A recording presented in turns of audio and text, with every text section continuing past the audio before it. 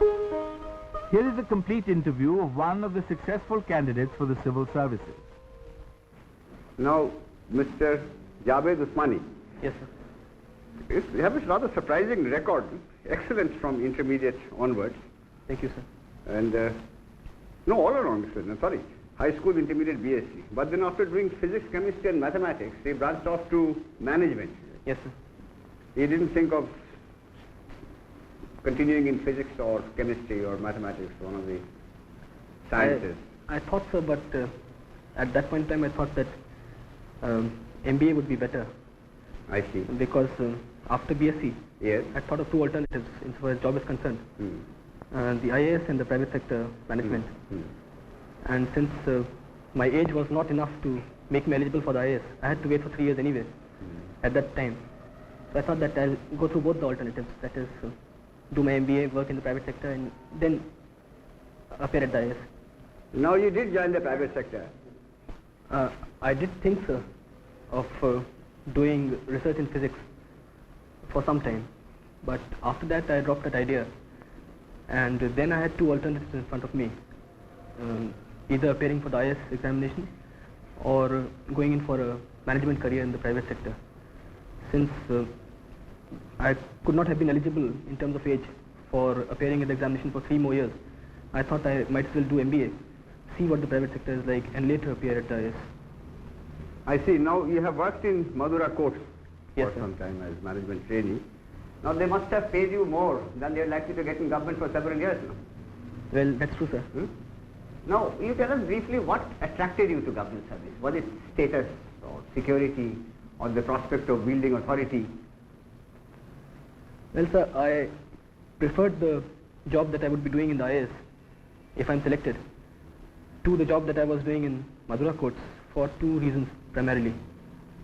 Number one, I personally feel that the IAS offers a lot of variety. That is, your job keeps on changing in a substantial manner from time to time. While in the private sector, I was in the marketing division of Madura courts, and I would have been a marketing man all my life, which might have got a little boring towards the end. I see. And the second and more important reason is that I feel that this job would give me more satisfaction in terms of a sense of achievement than a job in the private sector. Although it's an exciting job there also, but this is more challenging and more satisfying, I think. Now, Mr. Usmani, in our country we have a mixed economy. Yes, sir. Now, would you tell us what you understand by mixed economy? So, mixed economy is one in which, as a matter of policy, both the public and the private sector are allowed to exist side by side, complementing each other. Yes. And what do you understand by Gandhian economics? So, this is a term which has been in use of late quite a lot, but not very well understood, I think. So, I also don't know very much about it, but I can make a guess. I personally feel that Gandhian economics would mean not industrializing on a very large scale, decentralization, small scale industry, lot of emphasis on agriculture and rural industries. Now, there's just one more question I'd like to ask you before I hand you over to a colleague of mine. You are from UP. Yes, sir. Now, do you think UP is too large a state to be administered properly, or should be broken up into 2 or 3 states? So I can't say offhand. UP is a very big state, population-wise as well as area-wise. It wouldn't be my idea actually. I've been reading about it, and a lot of people have been saying that UP should be broken up and it will be administratively much better if UP is broken up into smaller areas. But I don't really have any particular thought of mine on this subject, sir. That's all right. When did you do your management training? So I was in the 74, 76 batch. What is the duration? 2 years, sir. I see. And then you were a management training Madura course. How long? I was in Madura course for 10.5 months. I see. Now, with your background, you should be able to tell us the qualities which go to make a successful executive or a successful administrator. A business magazine very humorously describes a successful executive as one who can delegate all the responsibility, shift all the blame, and appropriate all the credit. But I don't think you agree. I don't agree either. But you tell us from your past experience. a successful executive or a successful administrator should possess basically two qualities. Number one, he should be absolutely thorough about the job that he is doing, that is technical expertise. In whatever area he is, he should know more than his subordinates about the job that he's supposed to get done out of them. And secondly, I think he should be very good in human relations, that is in establishing a good working relationship with his subordinates and his superiors and his peers. These two qualities, I think, are the essential qualities of a successful executive. What about leadership? Leadership, I think, is a specific quality which comes in that human relations aspect. That is a general, there's a general quality which contains a lot of specific factors like leadership, motivation of subordinates,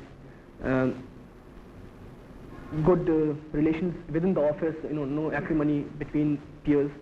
So all these things, I think, should be covered by the general factor, general quality of human relations, good human relations.